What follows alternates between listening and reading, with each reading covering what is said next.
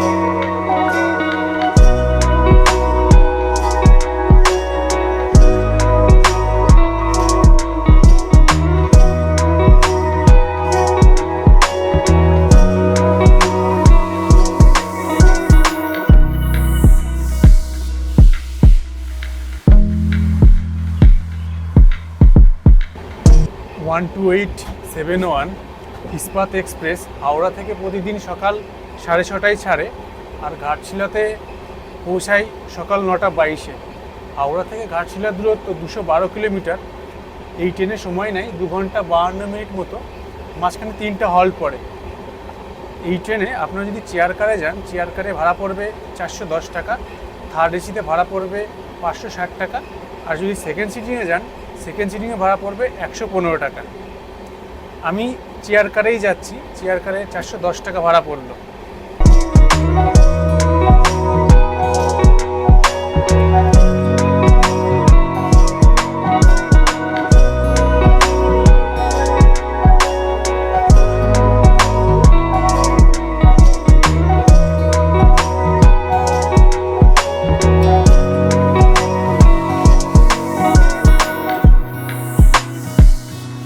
ঘড়ির কাঁটাতে এখন দুপুর 1টা, আর পৌঁছে গেলাম ঝাড়গ্রাম। অ্যাকচুয়ালি এই ট্রেনের অ্যাকচুয়াল টাইম হচ্ছে ঝাড়গ্রাম সকাল 8:38। যদিও এই ট্রেনটা হাওড়া থেকে 9:30টায় ছেড়েছে, অ্যাকচুয়ালি হাওড়া থেকে ছাড়ার টাইম হচ্ছে সকাল 6:30।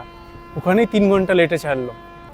সকালের দিকে ঘাটশিলা যাওয়ার এই ইস্পাত এক্সপ্রেস বলুন বা বারবিল জনশতাব্দী এক্সপ্রেস বলুন, এই দুটো ট্রেনেরই কিন্তু টাইমের কিন্তু কোনো ঠিক নেই, সাধারণত লেট করেই থাকে।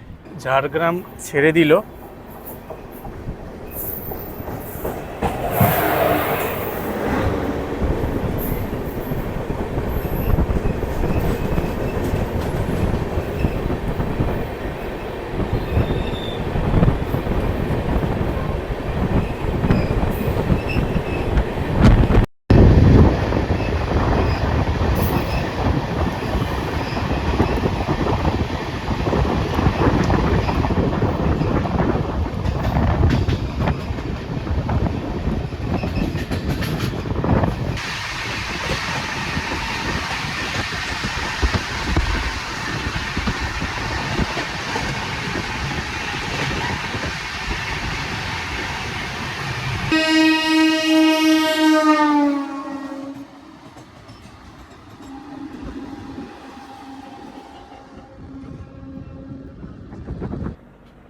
এখন ঘড়ির কাঁটাতে দুপুর 2টো।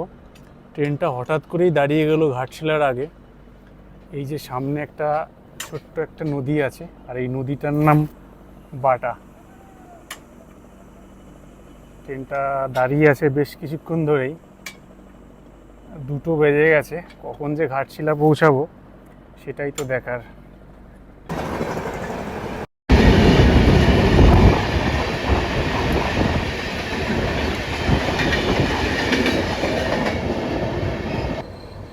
এখন ঘড়ির কাঁটাতে দুপুর 2:02 আর পৌঁছে গেলাম ঘাটশিলা।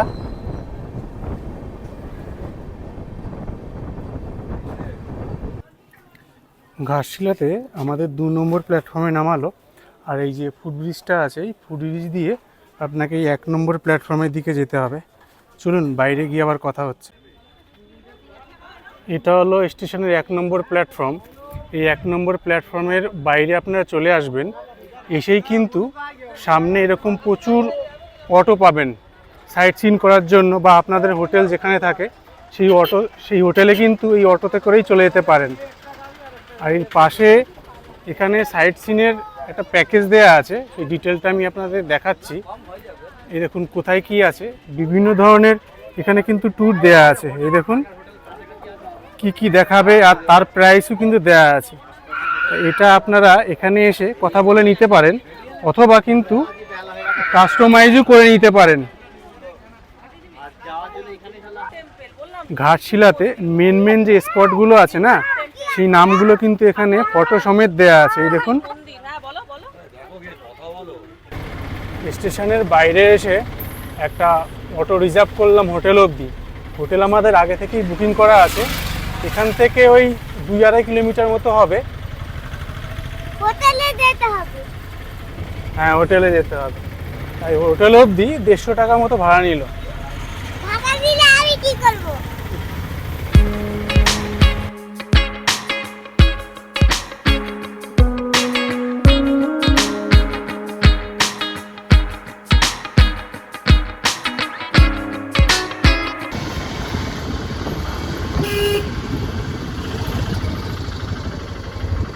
ঘাটশিলাতে এবার থাকার ঠিকানা হোটেল বিভূতি বিহার। আর এই হোটেলটা হচ্ছে এক্স্যাক্টলি এই যে হাই রোডের পাশেই। এই যে ডান দিকে দেখুন, এই যে হাই রোড, এই দিক দিয়ে আমরা আসলাম। স্টেশন থেকে এই অটোতে মিনিট 10 মতো লাগলো, 150 টাকা ভাড়া নিল এখানে আসতে। এখানটার বুকিং ডিটেলস আমি ডেসক্রিপশন বক্সে শেয়ার করে দেবো। চলুন আগে হোটেলটা চেক ইন করে নিই, চেক ইন করে আবার আপনাদের সাথে কথা হচ্ছে।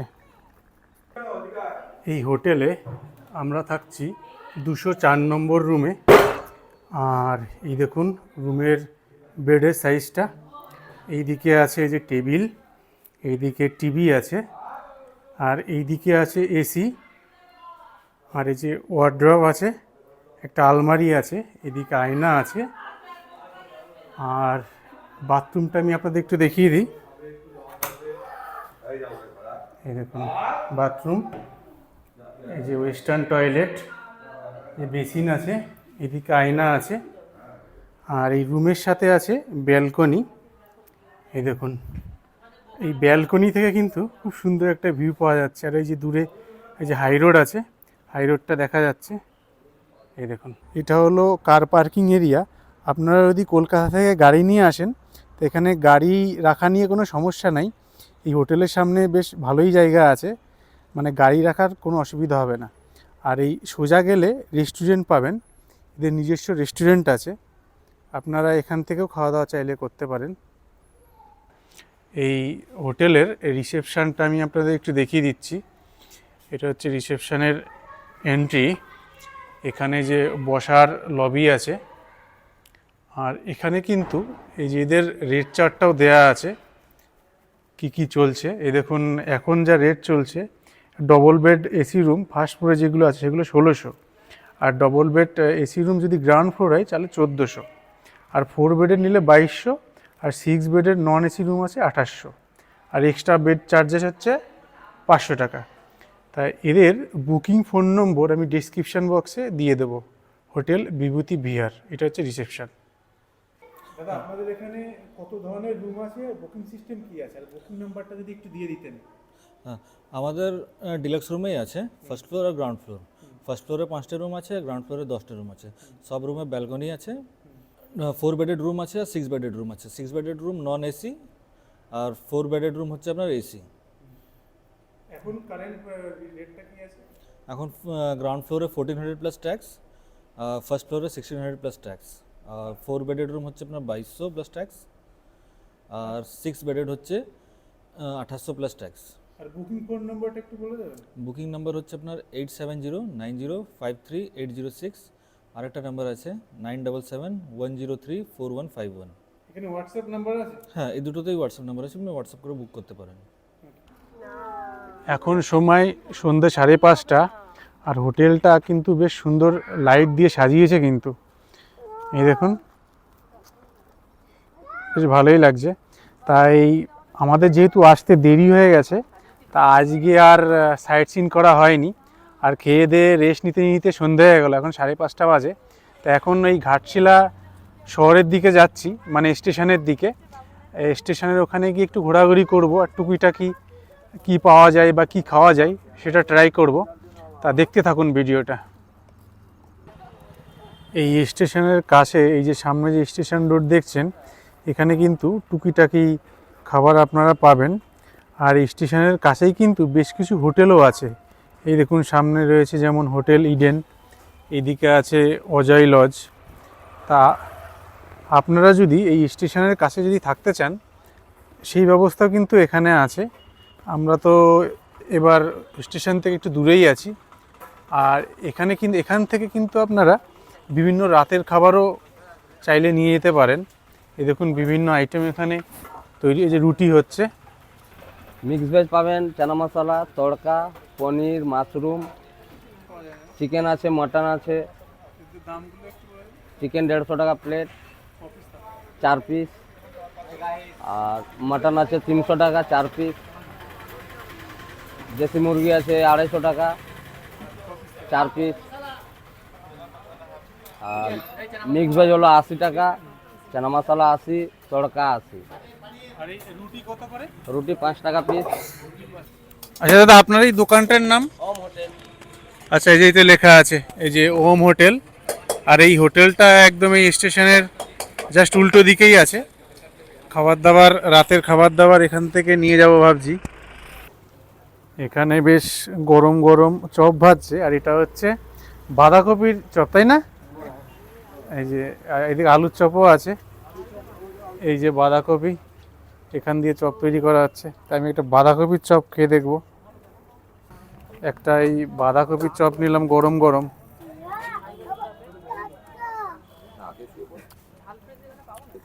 নর্মাল, সেরকম আলাদা কিছু না। গুড মর্নিং বন্ধুরা, আজকে দ্বিতীয় দিন ঘাটশিলা ভ্রমণে। আমি এখন দাঁড়িয়ে আছি হোটেল বিভূতি বিহারের ব্যাক সাইডে একটা ব্যালকনিতে। আর এই ব্যালকনি থেকে ভিউটা আমি আপনাদের দেখাচ্ছি। এই দেখুন, এই সামনে একটা মাঠ আছে, আর এই দূরে কিছু টেন্ট কাটিয়ে কিন্তু কিছু লোকজন আছে। এখানে টেন্ট কাটিয়েও লোকজন থাকে। তা এই হোটেলটা মোটামুটি ঠিকঠাক, মানে 1 দিন 2 দিন থাকার জন্য ঠিক আছে, খুব বেশি আহামরি কিছু না কিন্তু। আর গতকালকে আমি সাইট সিন করতে পারিনি, আজকে সাইট সিন করার জন্য একটা গাড়ি বুক করেছি, 2000 টাকা নেবে। তা কী কী ঘুরছি দেখাচ্ছি, ভিডিওটা দেখতে থাকুন। হোটেল বিভূতি বিহার, এটা হচ্ছে রিসেপশান। আর এই রিসেপশানে কিন্তু এই দেয়া আছে চেক ইন টাইম হচ্ছে 12টা, আর চেক আউট টাইম হচ্ছে 11টা। হোটেলের সামনেই এরকম অনেকটা জায়গা আছে। আপনাদের গাড়ি যদি নিয়ে আসেন, নিজস্ব গাড়ি, এখানে গাড়ি পার্কিংয়ের কোনো সমস্যা হবে না। এখানে অনেকগুলো গাড়ি কিন্তু এখানে রাখা ব্যবস্থা আছে। আমরা হোটেল থেকে বেরোলাম, এখন ঘড়ির কাঁটাতে সকাল 9:50। তাই প্রথমেই যাব এই রামকৃষ্ণ মঠ আর বিভূতিভূষণের বাড়ি। তার আগে কিছু ব্রেকফাস্ট করে নেব। পৌঁছে গেলাম এই রামকৃষ্ণ মঠে। তা চলুন, এই যে গেটটা দিয়ে ঢুকে যাই ভিতরে। কি বলছিস? রামকৃষ্ণকে পয়সা দেব। পয়সা দিবি? হ্যাঁ। প্রণামী। এটা হলো রামকৃষ্ণ মঠের এন্ট্রি গেট। এদিক দিয়েই আসলাম। আর এখানে কিন্তু এদের কখন খোলা থাকে কখন বন্ধ থাকে টাইমিংটা দেয়া আছে। সকালের দিকে হচ্ছে 6টা থেকে 12টা অবধি খোলা থাকে। আর শীতকালে কিন্তু মানে অক্টোবর থেকে মার্চ অবধি 6:30টায়, আর বিকেলে কিন্তু 4টে থেকে 9টা অবধি, সেটা গরমের দিকে। আর শীতকালে 3:30 থেকে 8:30 অবধি এই মঠটা কিন্তু খোলা থাকবে। চলুন এই ভিতরটা যাই। এটা হচ্ছে রামকৃষ্ণ মঠের যে মেন মন্দিরটা, ভিতরে রামকৃষ্ণ পরমহংসদেবের একটা বিগ্রহ আছে। মেন মন্দিরে শ্রী রামকৃষ্ণদেবের একটা বিগ্রহ আছে। আর এই মন্দিরের চারদিকটা আমি আপনাদের একটু ঘুরিয়ে দেখাচ্ছি। বিভিন্ন ফটো এখানে আছে। আর এই দেখুন, এই জায়গাটা একটা নিরিবিলি জায়গা, আসলেই মনটা যেন শান্ত হয়ে যায়। রামকৃষ্ণ মঠ ঘাটশিলা, এটা হচ্ছে মক্স কোয়ার্টার, এখানে বিভিন্ন মক্সে থাকে। আর এই সামনেই দেখুন সুন্দর একটা ফুলের বাগান করে রেখেছে, কি সুন্দর। মানে রামকৃষ্ণ মিশনের যে এটা না, যে কোনো রামকৃষ্ণ মিশনে গেলেই কিন্তু আপনি এত সুন্দর ওদের গোছানো দেখবেন, জায়গাটা খুব ভালো লাগে, মনটা খুব ভালো হয়ে যায় অটোমেটিক্যালি।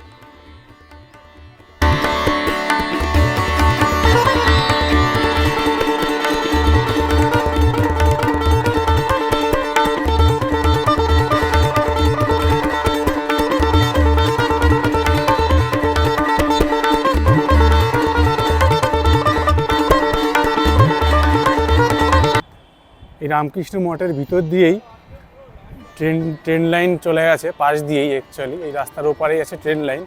এখান থেকে ট্রেন দেখাও যায়। এই যে যাচ্ছে হাওড়া বারবিল জনশতাব্দী এক্সপ্রেস, একটু লেটে ঢুকলো আজকে। তবে আপনারা এই রামকৃষ্ণ মঠে কিন্তু এসে থাকতে পারেন। এখানে থাকতে গেলে এদেরকে মেল করে বুকিং করতে হয়। এদের মেল আইডি আর বুকিং ফোন নম্বরটা আমি ডেসক্রিপশন বক্সে শেয়ার করব। আপনারা চাইলে কিন্তু এখানে থাকতে পারেন, তবে আগে থেকে বুকিং করে আসবেন। এবার যাচ্ছি বিভূতিভূষণ বন্দ্যোপাধ্যায়ের বাড়ি। আর এই বিভূতিভূষণ বন্দ্যোপাধ্যায়ের বাড়িটা এই রাস্তাটা দেখছেন না, এই বাঁ দিক দিয়ে যেতে হবে।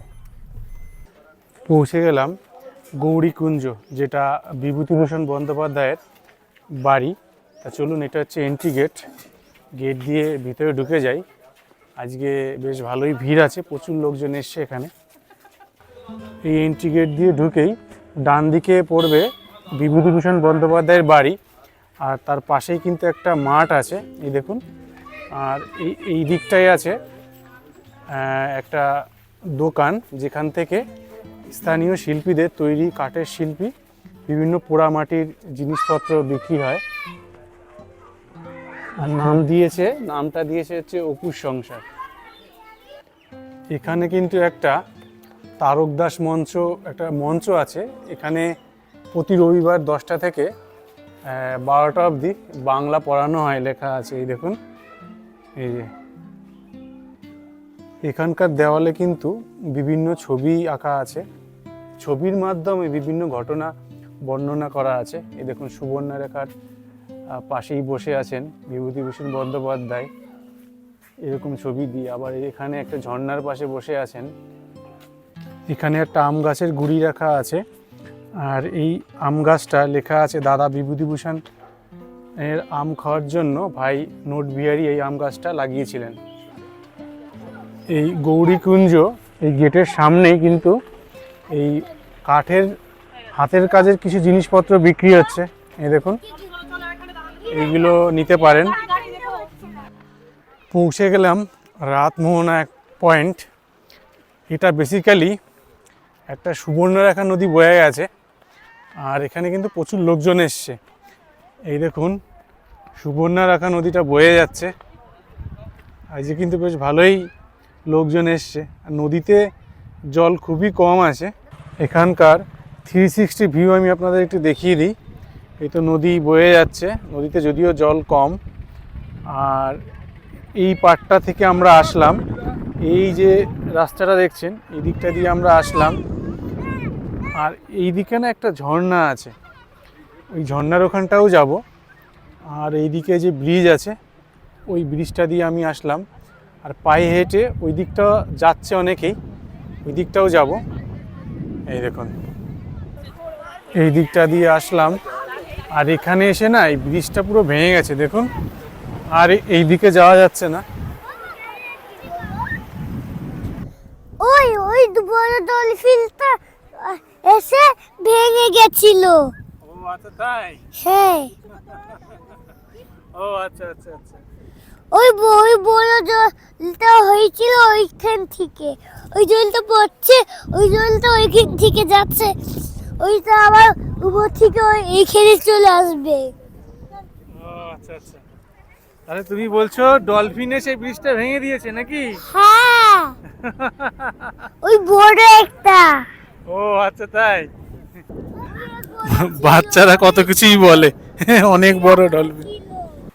এই দিকটা দিয়ে আসলাম, আর এই যে সুবর্ণরেখা নদী দেখছেন না, আর তার উল্টো দিকেই কিন্তু রয়েছে একটা ঝর্ণা। এই দেখুন এখানে এখানে কিন্তু প্রচুর জল পড়ছে, এই দেখুন।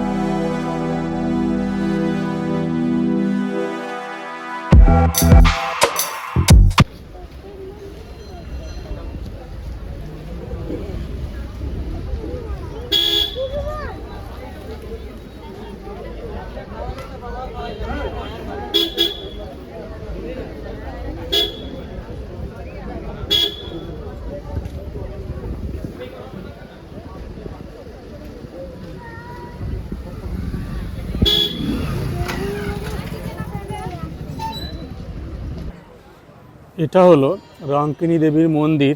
এই দেখুন আজকে কিন্তু প্রচুর ভিড় হয়েছে, আজকে কিন্তু প্রচুর পুজো দেওয়ার ভিড়। এই দেখুন দুই দিকে লাইন পড়েছে।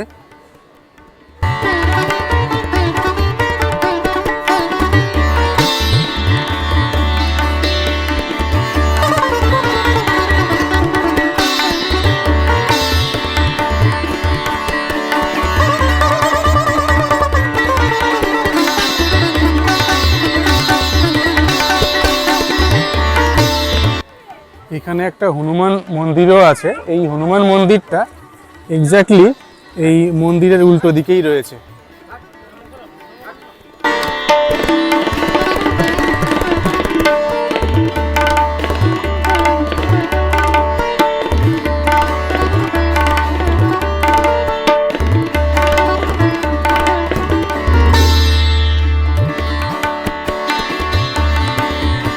আপনারা যদি এখানে পুজো দিতে চান না, এখানে পুজো দিতে পারেন। একটু লাইনে দাঁড়াতে হবে, মানে আজকে তো লাইনে দাঁড়াতে হলো। আর পুজো দেওয়ার জন্য কিন্তু এই দুদিকেই কিন্তু এরকম দোকান পেয়ে যাবেন, পুজোর ডালি পাওয়া যায়।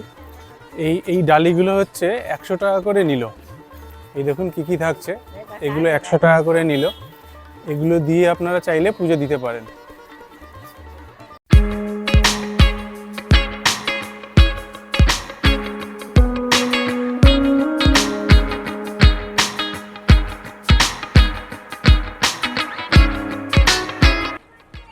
এটা হচ্ছে গালুডি ব্যারেজ, আর এখানে দেখুন অনেকগুলো লক গেট আছে কিন্তু। আর এই যে নদীটা দেখছেন না, এটা হচ্ছে সুবর্ণরেখা নদী। আর জলটা যদিও কম আছে, কিন্তু বর্ষাকালে কিন্তু এই নদী কিন্তু চেনা যায় না, রূপটা পরিবর্তন হয়ে যায়, প্রচুর জল থাকে।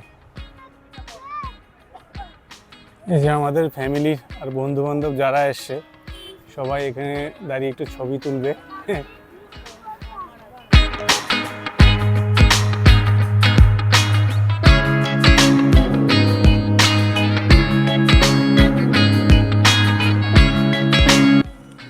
আমরা এই গাড়িতে আজকে আমরা সাইট সিনগুলো করলাম। এই দাদাই হচ্ছে আমাদের সাইট সিন করালো, তাই দাদার ফোন নম্বরটা আমি আপনাদের সাথে শেয়ার করে দিচ্ছি। আমার নাম মনোজ ভগত, আমার মোবাইল নম্বর হচ্ছে 8210673470। বন্ধুরা, ঘাটশিলা ভ্রমণ শেষে এখন ফিরে যাব ঘাটশিলা স্টেশন। ঘাটশিলা স্টেশন থেকেই আবার ট্রেনে করে ফিরে যেতে হবে। আপনারা চাইলে কিন্তু এই ঘাটশিলার যে পয়েন্টগুলো আছে না, একদিনে অনেকগুলো পয়েন্ট দেখতে পারবেন। মানে খুব সকালের দিকে যদি এক ট্রেনে আসেন, আবার দিনে দিনে ঘুরে আবার চলেও যেতে পারেন। যাক, ভিডিওটা এখানে শেষ করছি। ভিডিওটা আপনাদের কেমন হলো কমেন্ট করবেন, আর ভালো লাগলে একটা লাইক করবেন। খুব শীঘ্রই দেখা হচ্ছে নেক্সট ভিডিওতে। ভালো থাকবেন, সুস্থ থাকবেন, টাটা।